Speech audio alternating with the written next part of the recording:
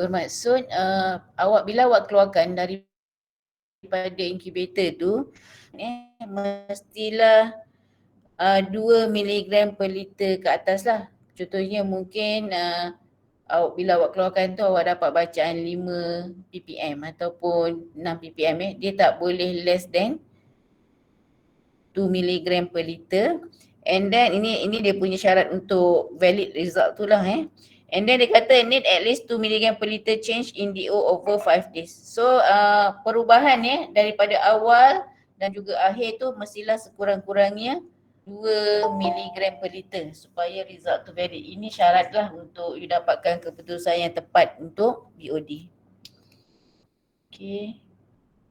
Ini adalah peralatan dia saya terangkan semalam lah Kita ada glass stopper, bottles, BOD bottle, incubator. Incubator tu adalah pada suhu 20 darjah Celsius 20 darjah Celsius.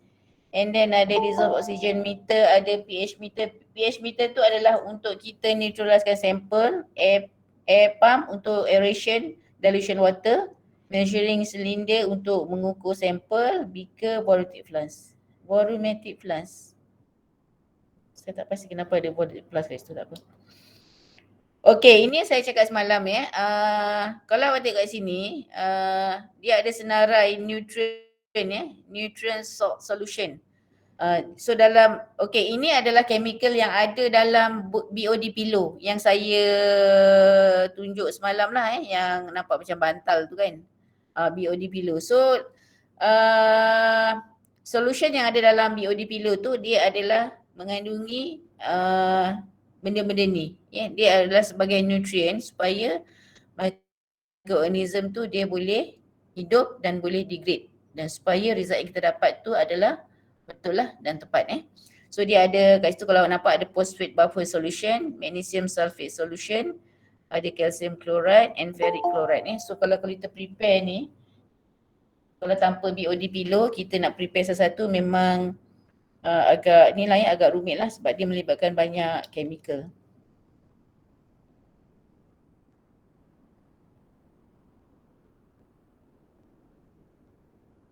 Okay, so dia dilution water tu dia mestilah kita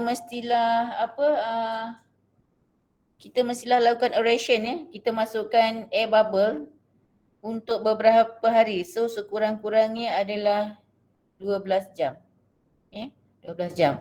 Bermaksud nanti kalau bila-bila nanti kalau you ada mungkin you ada carry out lab analysis lah, mungkin you nanti buat you sambung degree ke, you buat you punya final year project So masa final year project during degree tu maksudnya you kena handle sendirilah benda tu So you kena ingat lah ni so dilution water tu mestilah sekurang-kurangnya 12 jam. So kalau you nak guna esok, hari ni you dah kena preparekan dia. Okay, ini adalah pengiraan untuk kira BOD. So basically you ada DO initial. DO initial ni adalah yang awal yang sebelum you masuk incubator. And then DO final ni adalah selepas you keluarkan daripada incubator. And then bahagi dengan dilution factor. So dilution factor adalah volume of undiluted sample bahagi dengan volume of diluted sample. So volume of diluted sample ni adalah 300. Kita akan make up the volume, tuang sehingga BOD botol tu penuh kan. So BOD botol tu penuh adalah dia punya capacity 300 ml So maksudnya di bawah ni 300 ml. Ini adalah berapa banyak sampel yang you guna. So kalau you guna 20 ml, so you kat sini lah So dilution factor adalah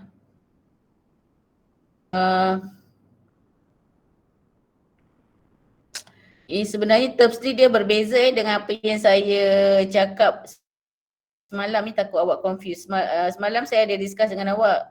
Dilution factor tu adalah volume akhir bahagi dengan volume awal maksudnya kalau you campur 10-50, volume akhir lah 60 bahagi dengan 10 you dah ada 6 kat situ Tetapi dalam case BOD ni is not actually dilution factor tu dia bukan yang merujuk kepada yang itulah bukan merujuk kepada yang itu. dia adalah ini. Awak jangan confuse pula ingat So kalau you ada guna 20 mil bahagi dengan total volume, kejap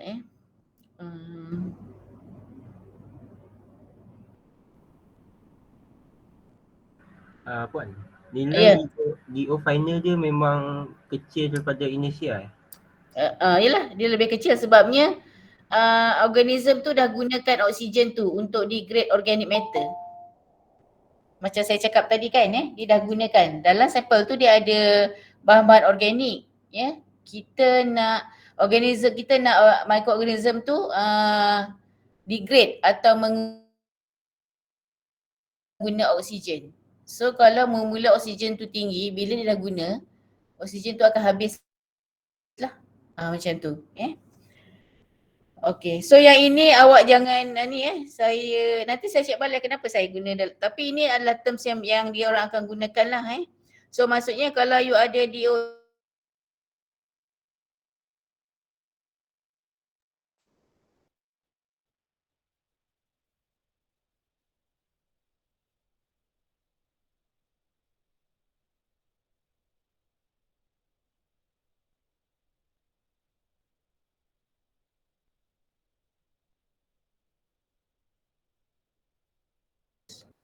you boleh nampak tak apa saya punya screen? Saya boleh nampak tak? Saya punya satu lagi laptop ni dia tak boleh tunjuk apa yang saya ni. You boleh nampak saya calculate kat situ?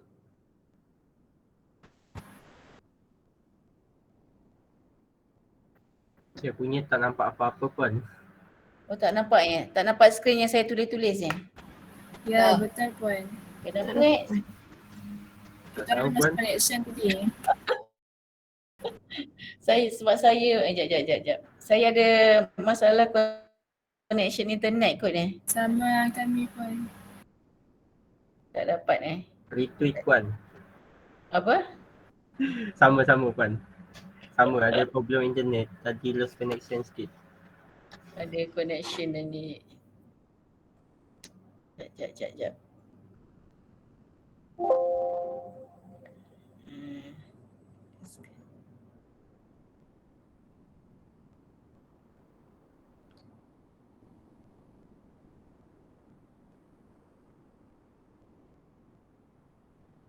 Okay, dah nampak balik? Boleh nampak? Boleh Puan. Okay. Hilang balik.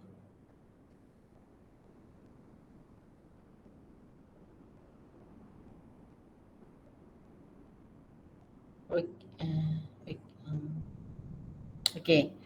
So contohnya kalau kita ada bacaan DO initial tu adalah 9 contohnya 9 mg per liter.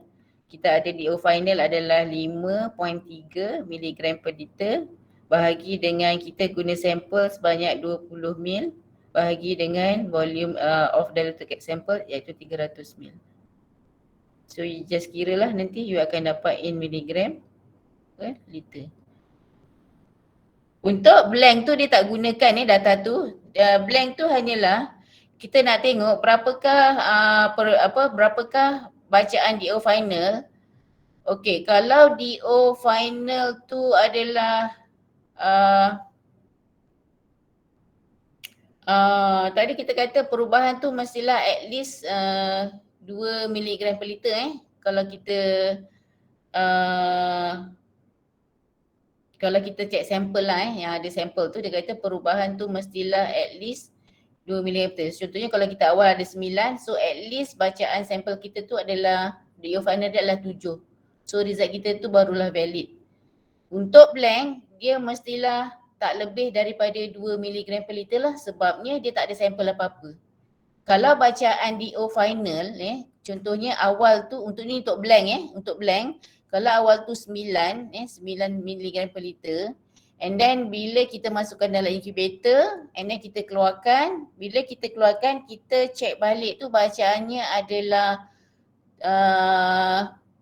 7 mg per liter So itu adalah valid, tetapi kalau bacaan blank tu adalah melebihi daripada 2 mg per liter, so maksudnya kita punya result tu tak valid. Blank tu perbezaan DO dia adalah besar sangat sedangkan dia tak ada organic matter dalam tu. So nanti bila awak buat tu awak tengoklah Tapi saya kerap kali juga dapat bacaan untuk DO tu dia agak, DO untuk blank tu perbezaannya adalah agak besar Saya agak risau dengan kita punya alat untuk check lah, dia DO meter tu lah, takut tak tepat di situ lah tak apalah, untuk pembelajaran tu kita just buat dan kita tengoklah macam mana data kita nanti. Okey, biasanya BOD ni mereka akan buat 5 hari selama 5 hari dan untuk 5 hari tu dia kena prepare 5 botol. Tapi kita buat hanya satu je sebab saya tak nak buat plot ni. Tak nak buat plot ni.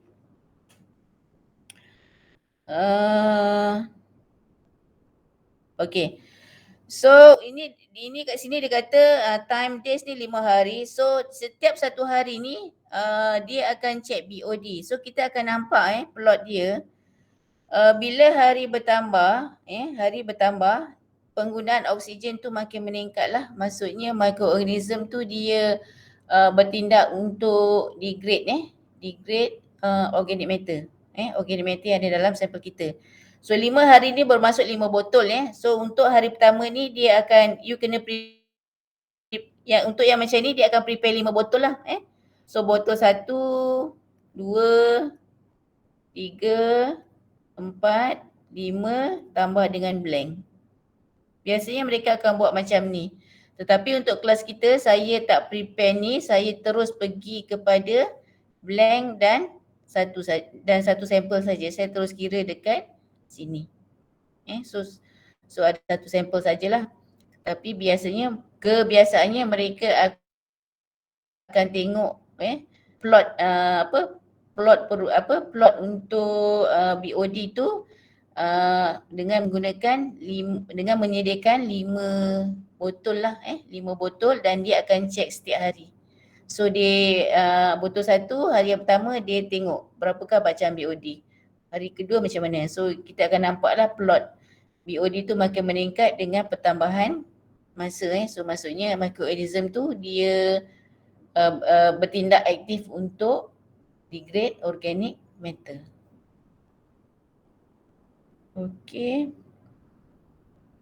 Okey, ni saya cakap semalam COD chemical oxygen demand tu value dia adalah lebih tinggi daripada BOD sebanyak 1.25 kali maksudnya anggaran lah Kalau awak ada bacaan untuk COD tu adalah 1000 ppm.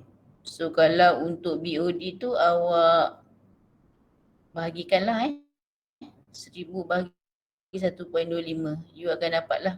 Itu anggaran lah anggarannya.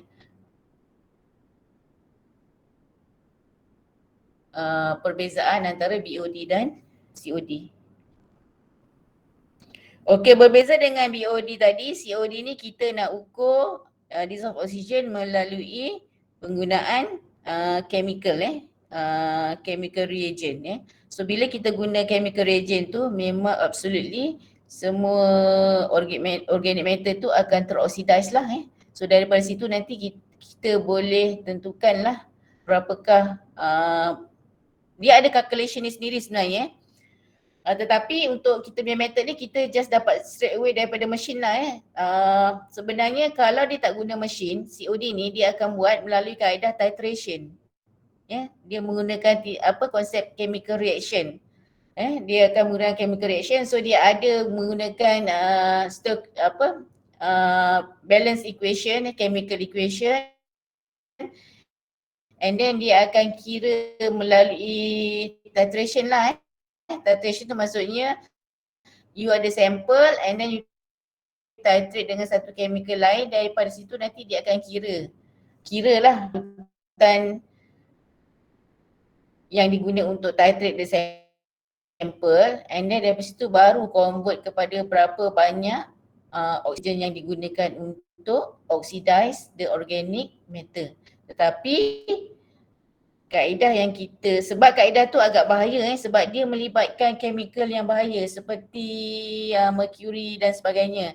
That's why kita guna COD vial. So dia dah sediakan reagent tu, just kita spike in sample and then digest and then check dengan baca nilai tu menggunakan DR6000.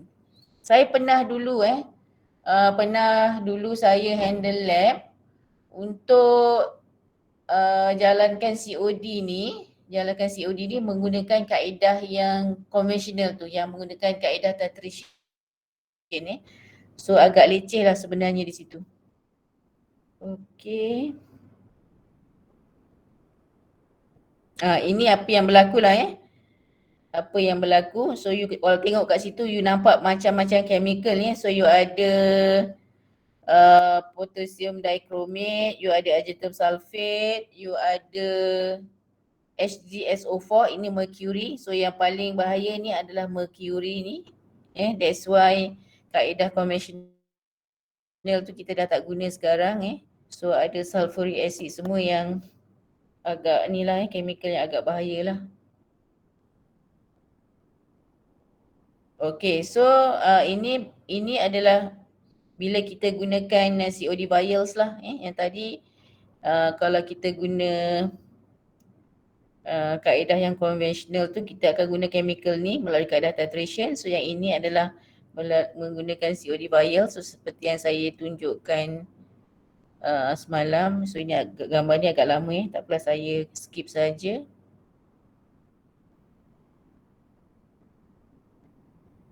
Okay.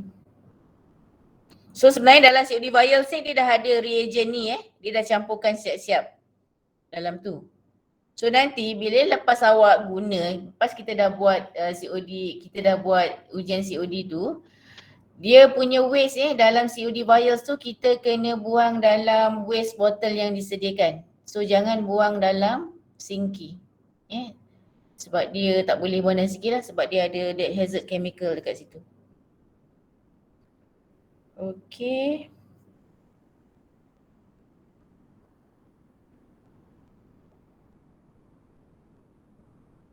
Ini samalah tadi, tak payah kita skip je lah. Ini dia punya ni method untuk tu. Ini kalau kita guna, okay.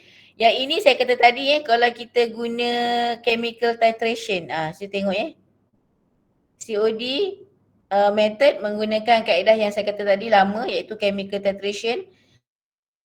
So you guna reagent tu and then finally you kena titrate ni. Tapi kita dah tak gunalah, saya nak skip saja yang ni.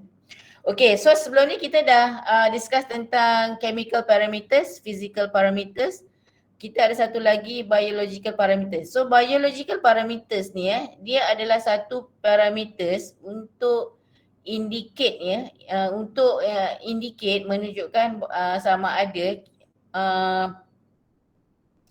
berlakunya pencemaran terhadap sesuatu sumber air. So ini kita bukannya, biological parameters ni bukannya kita ambil sampel dan kita test secara biologi dalam lab. Yang ini tak. Biological parameters ni adalah satu parameters yang dia indicate bahawa suatu sumber air tu dia tercemar ataupun tidak melalui biological organism.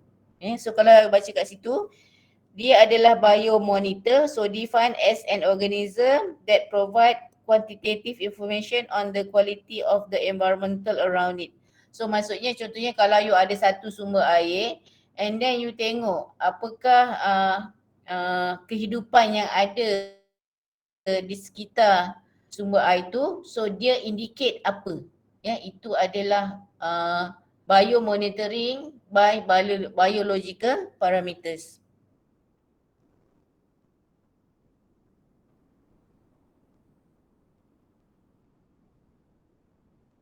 Okay, so contohnya dekat situ adalah there are several types of bioindicators. Contohnya adalah plant indicators.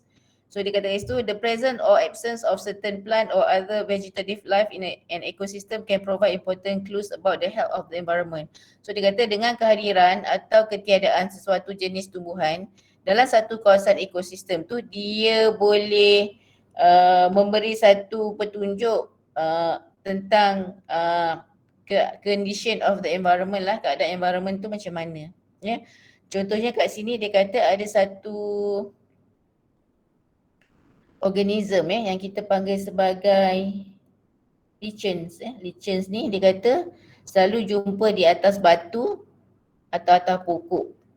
So dia senang untuk respon terhadap apa-apa berlakunya perubahan di dalam satu kawasan. Dalam satu kawasan. So dia kata the disappearance of lichens in a forest may indicate environmental stress such as high level of sulfur dioxide, sulfur-based pollutants and nitrogen oxide. Ini biasanya kalau mereka yang ada dalam membuat penyelidikan dalam biodiversity so mereka kajilah tentang tumbuhan and then ada kata kat sini kalau tak adanya organism yang namakan lichens ni dia kata mungkin berlakunya menunjukkan satu environmental stress seperti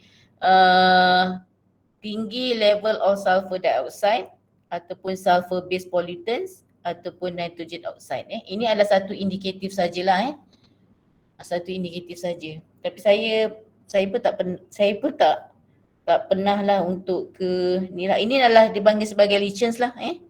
You nampak kan, biasa nampak benda ni. So kalau tak ada ni bermaksud mungkin satu kawasan tu tercemar dengan sulfur based pollutants. Okay, and then itu adalah plant So seterusnya adalah animal indicator and animal indicator. So dia kata kat sini, saya tak tahu ada contoh ke tak ni. Sekejap Okay, tak ada contoh. So this just general saja. Dia kata an increase or decrease in an animal population may indicate damage to the ecosystem caused by pollutants. So kalau dinampak satu populasi haiwan dalam satu kawasan tu, mungkin berlakunya pertambahan ataupun mungkinnya berlaku satu kerosakan kepada sistem ekosistem tersebut. Apa contoh kat sini kejap.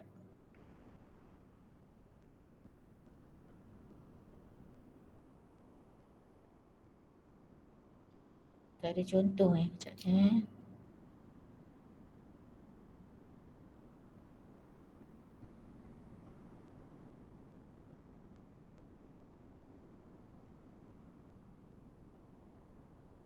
Ini tak ada contoh spesifik tak apalah, you just take the general statement je lah. Kalau dia kata apa-apa berlakunya mungkin dalam satu kawasan tu, contohnya satu populasi haiwan, apa contoh berkurangan mungkin spesies haiwan tersebut dia sensitif kepada certain pollutants. So bilanya berlakunya pengurangan populasi haiwan tersebut, so dia indicate bahawa kemungkinan berlakunya pencemaran oleh pencemar tersebut. Saya tak ada contoh dekat sini. Okey. Saya tak ada contoh lah. Saya ni bukan orang biologi, susah nak saya terangkan tentang biologi.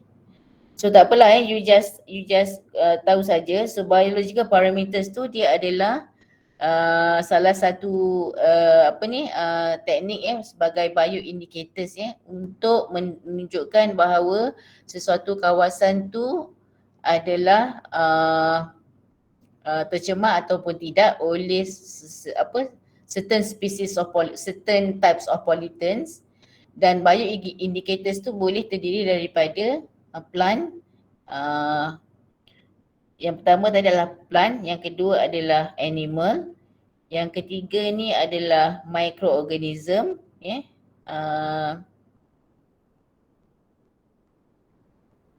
Ini lebih kepada biology lah, saya takut nak baca. And then satu lagi adalah microinvertebrate bioindicators. Microinvertebrate ni adalah apa-apa haiwan yang tak ada tulang. Betul tak? Cuba awak search. Microinvertebrate ni adalah apa-apa spesies haiwan yang tak bertulang. So betul lah tu Hasni. Saya pernah check sebelum ni. So kehadiran ataupun pupusnya microinvertebrate ni pun adalah sebagai satu bioindicators bahawa persekitaran tu tercemar ataupun tidak. Tapi saya tak ada details saya bukan orang biologi ni. Ini adalah contoh microinvertebrate. Microinvertebrata. Maksudnya apa-apa haiwan yang tak bertulang. Takutnya. Ini kita tanya Puan Siti ni. Ini contohlah So untuk biological parameter tu secara general sajalah Saya pun kalau dalam exam ke apa saya taklah tanya lebih what is the species of ni to indicate that the environment is polluted by saya taklah tanya saya cuma mungkin tanyalah the general saja what are the parameters for water quality. Mungkin you boleh cakap kat situ chemical parameters, physical parameters and biological parameters. And then kalau soalan tu kata lagi explain each, maksud you terangkanlah. So chemical parameters tu apa and biological parameters tu apa. So untuk biological parameters tu mungkin you just terangkan secara brief sajalah apa dia. Okay.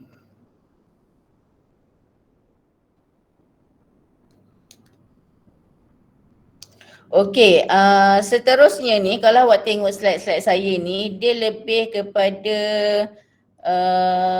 microorganism kalau awak tengok kat situ. Tapi saya just bagi ni kalau untuk you baca sajalah sebabnya saya tak nak pergi detail dekat situ. So kalau you tengok kat situ pathogenic organism, so dalam kita punya persekitaran ni especially kalau untuk air ni, dia senang untuk tercemar lah dengan apa-apa microorganism ataupun patogenik. Patogenik tu merujuk kepada apa-apa microorganism yang boleh menyebabkan kesan atau penyakit kepada kita yang berbahaya lah. So kalau awak tengok kat situ contohnya adalah virus, bakteria, and then protozoa, helmin adalah cacing Ini adalah contoh-contoh patogenik. And then dekat sini dia kata classification of water associated diseases. So ini adalah apa-apa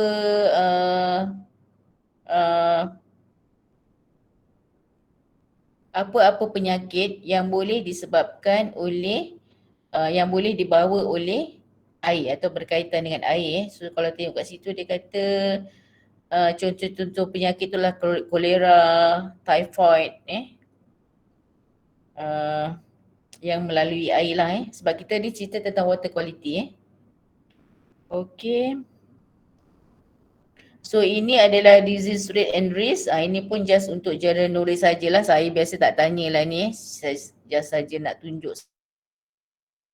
Kalau awak tengok dekat situ contohnya kalau dia kata penyakit yang dia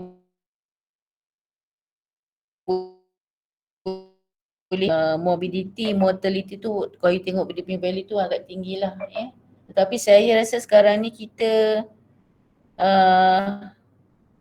ini data lama lah tapi saya nak tunjuk lah kesan daripada penyakit yang associated with water. Okey, ini contoh bakteria, patogenik bakteria Ini pun saya rasa awak ada kelas dengan Puan Siti dulu kan? Okey, saya tak nak pergilah.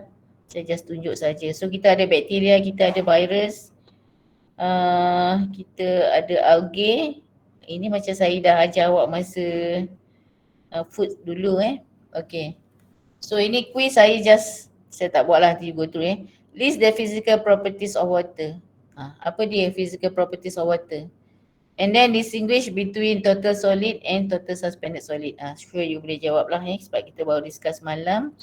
Okay, so dalam water analysis ni tadi sebelum ni kita dah discuss tentang chemical parameters, physical parameters. Itu adalah general parameters yang biasanya kita buat untuk kita tentukan water quality parameters. Tetapi dia ada lagi satu water analysis yang dia agak lebih kompleks. Lebih kompleks. Water analysis ni dia biasanya mereka yang menjalankan penyelidikan penyelidikan mungkin dia ada certain project on apa kan untuk water treatment, wastewater treatment for certain parameters especially untuk detect trace pollutants kalau you tengok kat sini, trace pollutants ni adalah apa-apa pencemar yang kepekatannya dalam kuantiti yang sangat rendah dan biasanya trace pollutants tu dia pergi kepada organic compound dan juga inorganic. So kalau inorganic compound ni dia macam metals lah. So dalam keluarga organic compound ni dia ada certain chemical yang dia adalah pencemar yang berbahaya lah. Sekiranya ada dia wujud dalam kita punya environment So untuk tentukan untuk kita tentukan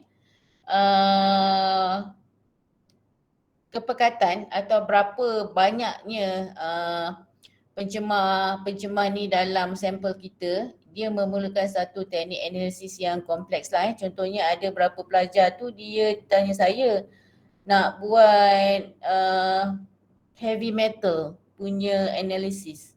So kalau heavy metal, dia punya prosedur bukannya kita ambil sampel tu dan kita pergi alat yang kita gunakan untuk check heavy metal dan terus dapat data. Macam yang kita bincang semalam kita prepare and kita terus letak and kita dapat data. It's not tidak macam tu. Contohnya kalau untuk heavy metal analysis, apa yang kita perlu buat untuk sample preparation saja tu pun dia dah ambil ada teknik yang kompleks So dia ada banyak cara sebelum kita nak detect heavy metals ni menggunakan certain instrumentation, kita kena buat sample preparation. So sample preparation tu adalah agak kompleks Contohnya kalau you nak check heavy metals dalam sampel air air tu boleh lah air sungai ke wastewater ke apa. So mula-mula kita kena digest digest apa-apa metals yang ada dalam sampel air tersebut. Digest tu bermaksud kita nak pastikan bahawa semua metals yang ada dalam sampel air tersebut dia betul-betul larut Kemungkinannya ada metals yang dia akan bukan dalam bentuk yang larut dalam air itulah So biasanya mereka akan mereka akan buat digestion. Digestion tu pun dia ada teknik dia sendiri. Kita kena masukkan concentrated acid dalam sampel tu and then kita kena panaskan dia untuk beberapa ketika and then selepas kita digest tu barulah kita buat dilution and then kita detect menggunakan certain instrument lah. So biasanya apa alat yang digunakan untuk detect metals? Dulu awak dah belajar analytical chemistry kan? Apa dia? Bonnie tahu tak apa dia alat dia? You all dengar tak soal saya? Ada. Ha? Apa Puan? Apa peralatan instrumen yang kita gunakan untuk check heavy metals? Tak saya tanya mereka yang buat FYP heavy metals lah, siapa Ada berapa orang? Semua ada 2 orang pelajar lelaki and then sebelum tu ada 2 orang pelajar perempuan. Dia tanya saya pasal heavy metals. Apa alat yang digunakan untuk kita analyze heavy metals? Ada belajar tak dalam analytical chemistry dulu? Tak ada Alamak, sorry. Tak ada ke? Tak ada So kalau untuk heavy metal, biasanya kita akan guna heavy metal ataupun metal logam berat ni macam plumbum, zinc Ada certain metal yang dia bukan heavy metal juga, dia metal-metal biasa je. So kita biasa akan guna AAS ataupun ICP-MS ataupun ICP-OES. Ini alat-alat. Ini alat ni semua adalah high-end instrument. Yang high-end instrument maksudnya alat yang canggih dan mahal. Kecuali untuk AAS ni mungkin dia okey sikit lah. Macam tu. So ini peralatan yang kita gunakan untuk buat heavy metals. So bagi mereka yang nak buat check heavy metals in your sample, awak kena check betul-betul method yang awak nak ni lah, awak nak buat lah. So saya advise not to test for heavy metals. Awak jangan quote saya pula suruh awak tak buat heavy metals punya analysis untuk yang buat FIP tu. Tapi dia agak kompleks kat sini. Ini melibatkan penggunaan alat yang kita tak ada alat ni, dia hanya ada di FAST dan FTK. Okay, so trace pollutants ni adalah pencemar yang dalam kuantiti yang sedikit. It can be organic compound, it can be inorganic compounds. So dia dalam keadaan kecil tu yang kita memerlukan teknik analisis yang sangat kompleks, dan instrumen yang digunakan tu juga adalah instrumen yang high end lah, yang dia boleh mengesan kepekatan yang sangat rendah. Kepekatan sangat rendah tu bermaksud pada level mungkin ppm, ppb ataupun unit ni. So trace pollutants ni mungkin dia boleh berpunca daripada secara natural, secara discharge daripada mana-mana industri ke apa. Mungkin degradation interaction daripada degradation or interaction product from the pollutants. Mungkin antara pollutants yang ada dalam sampel tu dia bertindak balas dan dia hasilkan pencemar lain, ataupun kemungkinan bahan-bahan semasa proses rawatan tu lah. Semasa contohnya macam kalau you ada air kumbahan, sebelum you nak lepaskan air kumbahan tu ke sungai, you kena rawat dulu. So pada masa proses rawatan tu dia akan letak ada certain chemical and then berlakunya reaction antara chemical tu yang dia boleh hasilkan pollutants lain lah, dalam kuantiti yang sangat rendah tetapi dia adalah bahaya.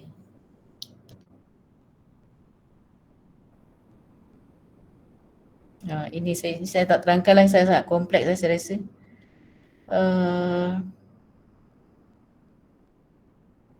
Ini saya tak terangkan lah.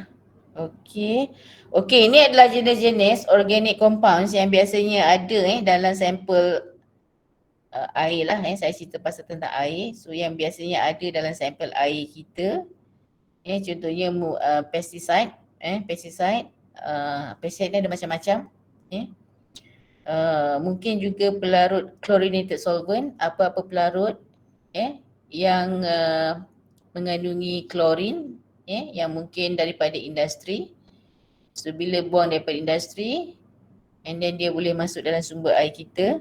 And then mungkin juga ada organic compounds tu adalah PCB. Ini adalah antara organic compounds yang bahaya dalam persekitaran kita. Mungkin awak dah pernah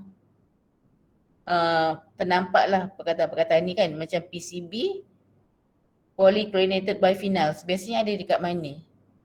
Dalam botol-botol susu kan dia kata no PCB. Betul tak? Dalam dulu ada isu dalam pembuatan botol susu kan, material tu dia akan ada PCB, ada polychlorinated biphenyls dan dia adalah bahayalah, adalah bahaya. And then PAH iaitu polycyclic aromatic hydrocarbon. Saya tak tahu ni awak aware ke tak. Yang ini biasanya kalau kita makan sate ke apa tu yang hitam-hitam tu dia boleh ada PAH ni. Sate ke, ikan bakar ke. Dia ada yang hitam-hitam hangus tu, itu ada compound ni, polycyclic aromatic hydrocarbon. Polycyclic aromatic hydrocarbon tu pun dia ada macam-macam. Dan ada macam lah nama-nama dia, ada banyak dia punya chemical range dia.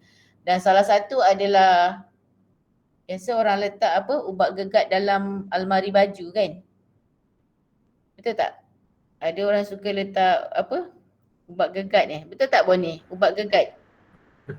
Betul puan. Macam arwah datuk saya dia suka letak ubat gegat kat baju. Okey. So bagagat tu dia punya chemical dia adalah naftalin. Naftalin tu adalah dalam naftalin. Naftalin tu spelling saya tak betul ni. Naftalin tu adalah dalam grup PAH ni. Polycyclic aromatic hydrocarbons. Tapi dia bergantung kepada chemical structure dia. Dia punya bahaya tu mengikut chemical structure dia lah. Ada chemical structure pH ni yang kalau awak tengok kat situ ada aromatic kan. Aromatic tu adalah benzene ring. So benzene ring kalau ada chemical compound yang ada benzene tu adalah biasanya tergolong dalam chemical yang bahaya lah. And then satu lagi chemical yang mungkin biasa adalah phthalate ester compound PAE. PAE ni adalah satu chemical yang digunakan dalam pembuatan produk-produk plastik. Supaya plastik tu dia fleksibel. Fleksibel maksudnya dia fleksibel lah, kita boleh bengkok ke, kita boleh lipat ke apa plastik yang kita guna tu So phthalate ester ni boleh ada dalam plastik tu dan dia, ini saya pernah cerita kat awak tak kalau you bungkus apa-apa makanan panas dalam plastik, sebenarnya akan ada chemical yang leach out daripada chemical tu masuk dalam makanan kita. Misalnya you beli teh tarik kan, teh tarik panas, you masuk dalam bekas plastik, akan ada chemicals yang leach out daripada plastik tu masuk ke dalam air. Saya pernah cakap dengan awak tak? Saya ni kadang bebel ni budak-budak ni, saya tak tahu kelama ni saya cakap. Ada pernah Tak cakap? tahu lah. Tak tahu lah puan. Tapi macam pakcik dia macam dia selalulah cerita benda tu. Okay. Dia pernah ada satu kajian ni daripada UMC Melaya. Mereka kaji pembungkusan makanan panas dalam plastik, apa yang akan ada dalam makanan tersebut. So bila mereka check akan ada chemical yang keluar daripada plastik tu, and then chemical tu boleh mengganggu kita punya sistem endokrin. Sistem endokrin sistem hormon ni. Dan sistem hormon tu dia boleh menyebabkan masalah obesiti. Dulu pernah ada kajian macam tu lah. So selalu saya kalau nak beli makanan panas dalam plastik, saya selalu terfikir tu. Tapi kadang saya tak boleh nak tolak jugalah sebab saya nak beli kan. Tapi selalu saya terfikir yang itu. Chemical yang mesti akan ada especially kalau phthalate ester ni phthalate ester ni phthalate ester compound ni dia adalah plasticizer. So plasticizer ni bila dia campurkan dalam pembuatan plastik, dia compound ni dia tak terikat dengan dalam chemical structure tu dia hanya ada di antara, dia tak terikat secara ikatan kimia lah kalau you kata ikatan apa tu, ikatan kimia. So bila dia tak terikat secara ikatan kimia dalam plastik tu, dia boleh leach out daripada plastik tu, keluar daripada plastik tu lah. Itu yang saya masukkan lah So bila kita isi air panas ke, teh tarik ke, sup panas ke, tom yum panas ke dalam plastik tu, dia menyebabkan chemical ni senang untuk keluar ke dalam makanan kita. Itulah okey. Okey, ada satu lagi term nama dia POP. POP ni memang very familiar, dia kata persistent organic pollutants. Ini adalah merujuk kepada apa-apa pollutants yang dia jangka hayatnya sangat panjang. Sangat panjang, jadi bertambah dalam environment kita. Okey. Puan. Ya. Nak tanya, kalau yang pasal pack panas dan pack sejuk tu ada organic compound dia ada tergolong dalam PCB, PAH tu ada ke puan? PAH ni biasanya untuk barang-barang untuk makanan yang dibakar. Kalau PAH Kalau PCB Kalau PCB ni PAES tu? Apa dia? PAES? PAES tu biasanya dalam plastik. Sebagai plasticizer. Dalam plastik lah. Kebanyakan chemical ni dia boleh kacau kita punya sistem hormon lah tapi untuk berlakunya bahaya kanser ke apa tu saya tak pastilah. Sebab itu tak ada technical data yang merujuk daripada itu yang menyebabkan kanser ke apa. Tapi kalau kita tengok sekarang ni masalah kanser tu memang dia satu penyakit yang kita maksudnya anybody boleh dapat lah. Anybody boleh dapat dan penawarnya dan untuk recovery tu memang agak susah kan kalau kanser tu. Tapi kita pun kita tak boleh tahulah, tak boleh tentukanlah sama ada punca tu daripada makanan ataupun tidak lah. Saya tak boleh kata dia daripada makanan lah. Nanti kalau saya cakap awak takut pula nak makan apa-apa. Tapi cuma jagalah kita punya pemakanan lah Satu lagi yang kalau bekas polystyrene kan. Sekarang ni saya rasa kebanyakan kedai dia tak akan guna polystyrene bekas polystyrene tu yang putih tu kan. Itu pun sebenarnya agak bahaya. So polystyrene tu dia dihasilkan melalui proses pempolimeran ataupun polymerization. Polymerization maksudnya kalau awak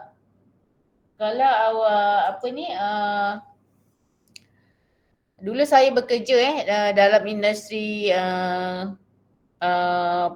polimer ni lah, industri polimer. So untuk hasilkan satu produk polimer tu dia akan gunakan chemical yang namakan monomer.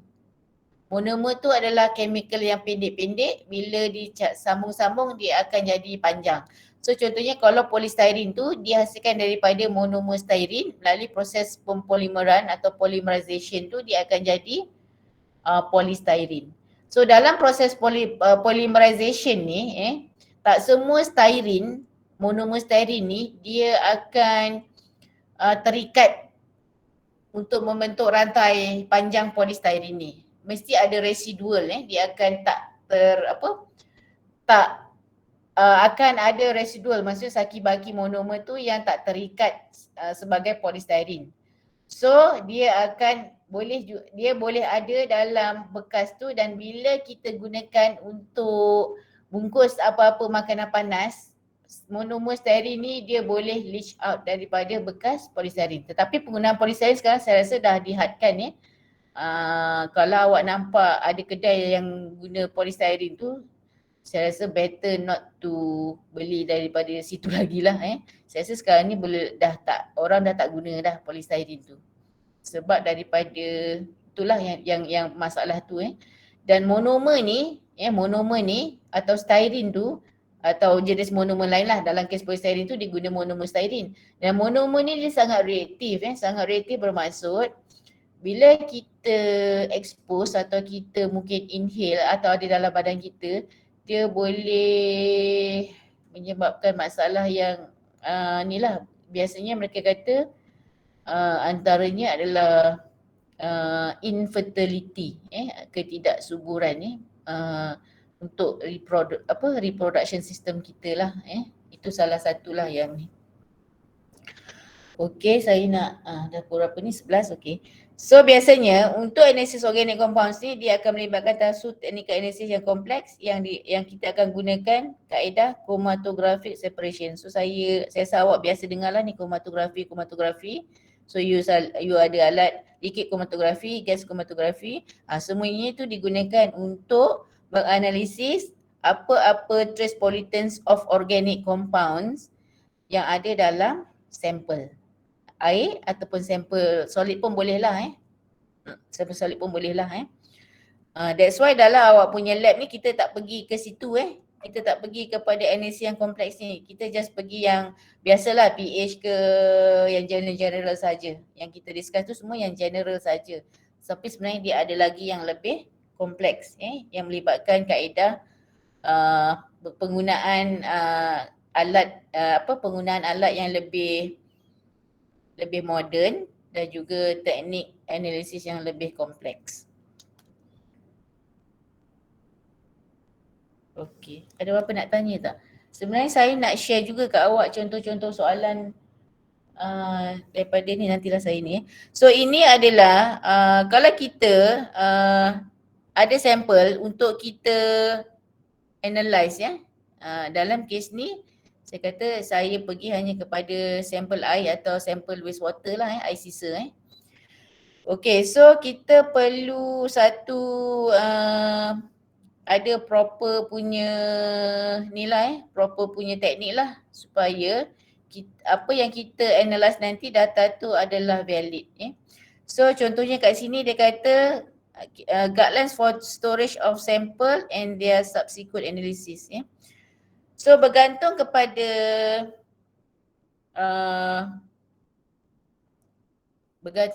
apa sampel yang kita nak uji tapi tak saya start secara general dulu. So biasanya sampel-sampel yang kita ambil contohnya kalau saya ada sampel air sisa, saya ada sampel air sungai yang saya nak kaji ataupun saya ada sampel air longkang ke, sampel daripada dapur, air keluar daripada dapur ke yang kita nak uji, kita ambil sampel tu and then kita kena storage properly. Storage properly sebelum kita analyse Storage properly tu adalah kita kena simpan dia dalam suhu yang proper maksudnya kita kena simpan dalam bilik sejuk pada suhu berapa supaya parameter yang kita nak kaji tu dia betul lah maksudnya apa yang kita dapat masa kita sampling and then kita simpan pada suhu sejuk dan bila kita check balik parameter yang kita nak kaji tu dia tak berubah supaya kita nak kekalkan dia punya parameter tu supaya kita punya data tu adalah tepat Contohnya dekat sini dia kata kalau kita nak contohnya kalau kita nak test untuk BOD something to do dengan micro degradation. So dia kata sampel tu mestilah kita storekan pada suhu 4 darjah Celsius dan ke bawah supaya dia kata untuk merendahkan microbial activity. Macam itulah Kalau sampel tu dia adalah volatile ataupun senang meruap, so kita pun kena simpan suhu lebih kurang 4 darjah Celsius. Okey, kalau sampel kita tu dia senang untuk terurai bila ada cahaya, photolytic decomposition, maksudnya bila kena cahaya dia boleh decompose. So kita kena simpan dia dalam gelap. Dalam gelap ataupun kita simpan dalam botol warna brown kita panggil dia sebagai amber glass. Amber glass bottle. Yang botol warna brown tu kalau awak nampak kan, yang biasa awak kalau awak pernah nampak lah So amber glass botol tu dia berwarna coklat dan dia nak elakkan daripada cahaya matahari straight away pergi ke sampel dan boleh decompose sampel kita tu menjadi tak okey lah Biasanya kita akan guna glass bottle untuk simpan sampel lah biasanya lagi-lagi kalau kita melibatkan organic compound yang melibatkan organic compound lah. Tapi semalam saya guna bekas yang saya guna tu adalah HDPE high density polyethylene. Dia punya concern adalah kenapa kita perlu guna botol sebab itu adalah salah satunya kalau kita guna botol plastik, apa-apa compound daripada plastik tu dia boleh keluar dan kacau sampel kita. So memang dia agak rumit lah sebenarnya kalau kita nak dapat, kalau you masuk dalam bidang analisis tu memang macam tu lah dia punya ni teknik ke ataupun kerja lah sangat leceh lah, kena fikir, consider lah perlu storage, suhu berapa, perlu letak dalam gelas botol. And then kalau untuk yang dia senang decompose bila kena cahaya matahari, you kena letak dalam bekas yang botol yang legap ataupun amber glass ataupun dalam tempat yang gelap And then dia kata kat situ dan biasanya apa-apa pollutants yang dalam sampel kita tu dia boleh juga senang terlekat di bahagian dinding bekas bekas dalam So bila dia terlekat maksudnya kalau you ada botol contohnya and then you ada sampel, dalam sampel tu you ada pollutant Politen tu dia senang untuk terlekat di dinding ni. Dinding-dinding ni So nanti itu menyebabkan kita punya keputusan tak tepat. That's why mereka that's why kita perlu guna glass bottle lah. So kalau guna glass bottle tu untuk dia lekat pada container walls tu dia adalah minimize. Minimize. So ada reason lah kenapa kita kena guna glass bottle dan sebagainya. Okey.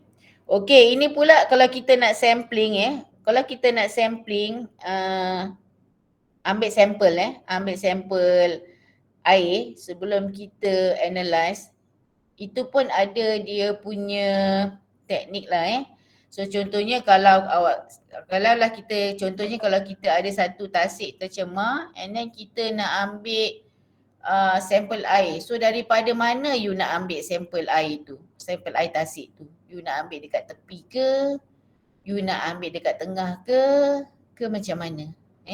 So by right kalau kita nak buat sampling tu, kita mestilah dapatkan satu sampel yang representative. Representative maksudnya you punya sampel tu boleh mewakili keseluruhan sampel kawasan tersebut lah Contohnya kalau you ada tasik yang saya kata tasik tercemar, mungkin you boleh buat sampel di bahagian tengah tasik.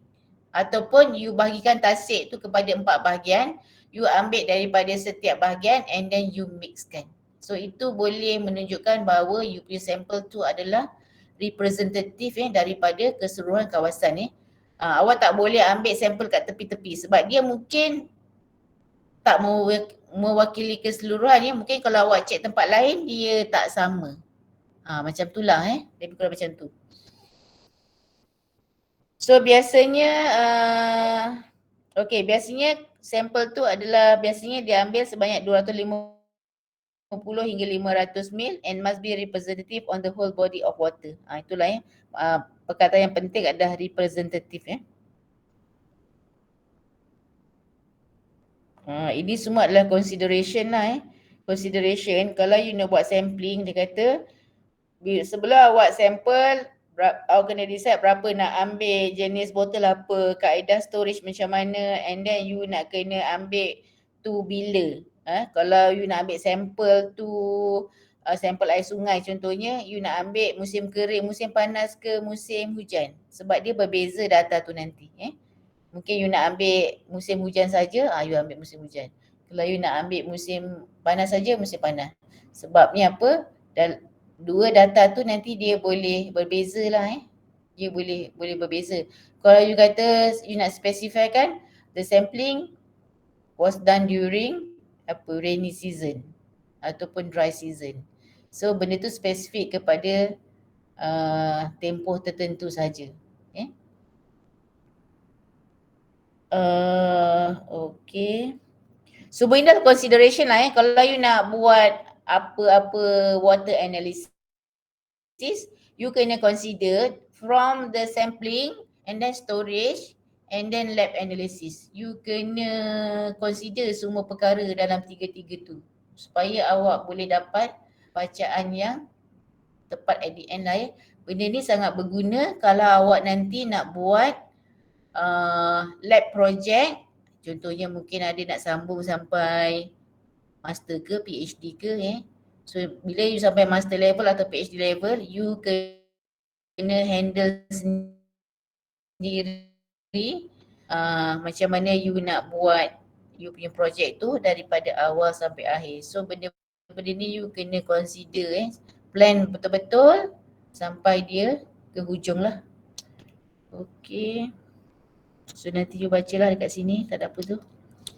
Okay, dah habis Okay, dah habis. Okay, so itu secara keseluruhannya, cuma saya nak share kot. Saya nak tunjuk saja ada beberapa. Saya tadi ada nak tunjuk ni. Okay.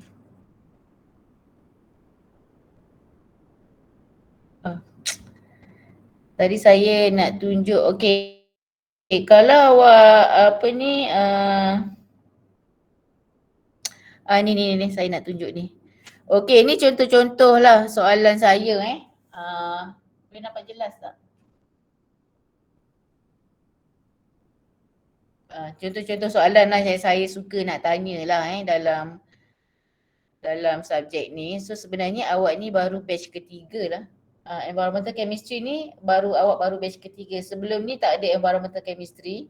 Sebelum ni kita ada green chemistry yang saya juga ajar.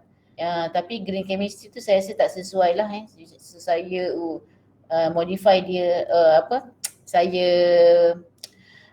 tambah subjek environmental ni dan you all batch ketiga. So ini basically lah yang relate lah dengan apa yang kita bincangkan So kalau dia kata, you tengok kat situ satu soalan calculation tentang BOD, semua tu apa yang saya dah bincangkan tadi lah, kita dah bincangkan So describe BOD analysis, explain the procedure to run the BOD analysis. So you kena tahu basically macam mana you nak run tu, and then calculate the 5-day BOD. So berdasarkan kepada soalan yang tanya. So senang aja kan sebenarnya kan. And then kalau berkaitan dengan TSS, total suspended solid, so dibagilah bacaan ni, bagilah bacaan tu, and then describe, explain procedure pun sama je, and then calculate. Tak susah sangat So ini daripada soalan ni awak nampak lah, awak boleh nampak lah apa yang kita dah discuss ni. Saya nak terus supaya awak nampak macam mana bentuk soalan yang mungkin boleh keluar lah kot dalam ujian ke, dalam final ke nanti. And then contoh lain kalau awak tengok dekat sini, ini masa ni kod lain. Okay.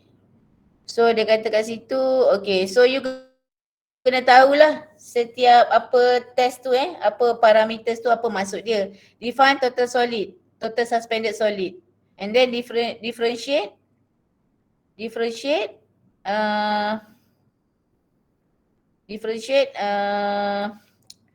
BOD and COD.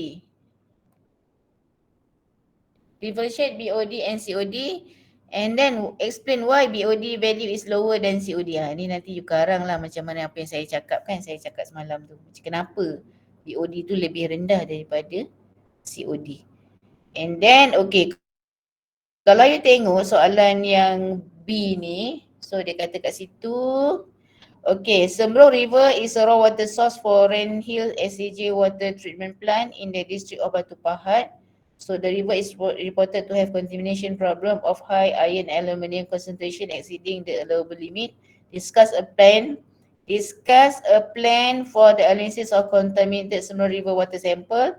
The plan should include sampling, preservation and analysis water sample. So ini yang saya cakap tadi lah yang saya cerita pasal macam mana you buat sampling and then simpan dekat mana, storage macam mana, and then lepas tu analysis untuk apa. So ini ada kaitan lah apa yang saya cakap tadi sebab saya pernah keluarkan soalan bentuk macam tu yang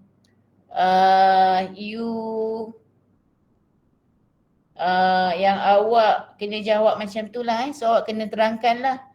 So sampling tu maksudnya macam mana you nak sample daripada Sungai Sembrong tu. Sungai. Ini nama sungai je, Sembrong River tu nama sungai. So basically you nak sample daripada sungai tu. So mungkin you boleh cakap lah sampling tu mestilah you get the representative sample. Mungkin you kata sampling from the tengah sungai tu, and then gunakan apa, berapa banyak sampel you nak kena ambil, and then apa bekas yang you guna nak simpan, yang nak kena simpan tu, and then lepas tu you nak storage kat mana, simpan kat mana, macam mana storage tu, and then macam mana analisis tu. So kalau dekat sini dia kata dia ada contamination of iron aluminium. So analysis water sample ni you boleh buat analisis lain daripada iron aluminium. It's not necessary untuk iron aluminium lah, iron aluminium metals lah Selain daripada tu lah mungkin you boleh check pH ke whatever. So apa yang saya cakap tadi sebenarnya saya nak bukan satu benda yang saya suka cakap lah sebab saya pernah keluarkan soalan ni. And then ini BOD pun sama juga lebih kurang lah kat situ. Okay, lebih kurang lah kat situ. And then total solid, okay ni pun sama je.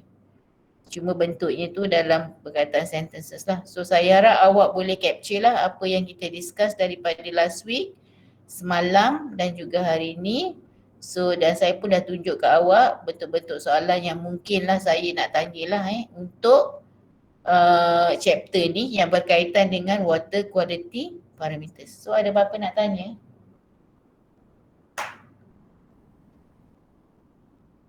Tak ada tak ada apa-apa nak tanya? Tak ada Puan. Puan, dia nak tanya Puan, dekat mana saya boleh dapatkan contoh-contoh soalan ni Puan? Lah, awak tak tahu ke? You all tak tahu lagi Tahu Puan, takut dia yang ni soalan di luar daripada apa ni, library. Semua kat library. Ini saya kat library je. Oh. Semua ada kat library lah. Ingatkan yang ni yang Puan buat yang latest punya. Ini yang latest lah ni. Sekarang saya kata awak batch ketiga. Ni saya cuma ada 2 contoh soalan je. Saya ada 2 contoh soalan ni je saya tunjuk. Sebab saya baru 2 batch saya ajar. Awak ni batch ketiga. So tak banyaklah contoh soalannya. Tapi nanti saya bolehlah cerita hal lain pula. Macam tu. Saya boleh tanya parameters, awak kena define tahu apa dia ujian tu. Lepas tu macam mana prosedur dia macam mana. And then if there is any calculation, awak tahulah macam mana you nak kira. Tapi calculation pun simple-simple je. Taklah teruk sangat. Taklah berat sangat So okay, kalau tak ada apa-apa nanti you isi attendance dalam author. Okay. So tak ada apa-apa, boleh bersurai lah. Okay, terima kasih semua. Terima kasih Puan. Terima kasih. Okay, Terima kasih Puan. sama. Terima kasih Puan. Terima kasih Puan. Terima kasih Puan. Thank you Puan. Terima kasih Puan. Okay, sama. Terima kasih Puan. Terima kasih Puan. Sama.